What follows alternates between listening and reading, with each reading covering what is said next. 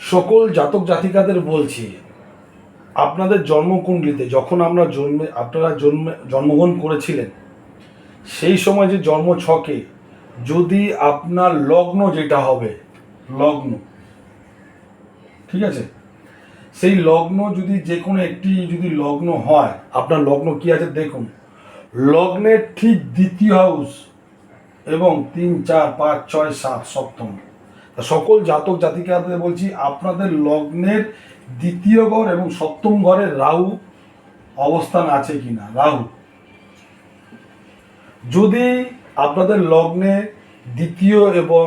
সপ্তমে যদি রাহু অবস্থান করে থাকে, রাহুর দশা কালে, যখন দশা অন্তর্দশা বা রাহুর মেন যে দশা শুরু হয়, সেই সময়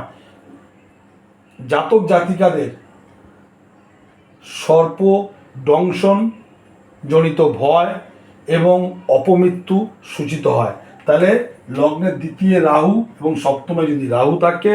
তাহলে দশা অন্তর্দশায়, রাহুর দশা অন্তর্দশায় এই ঘটনাটি ঘটে।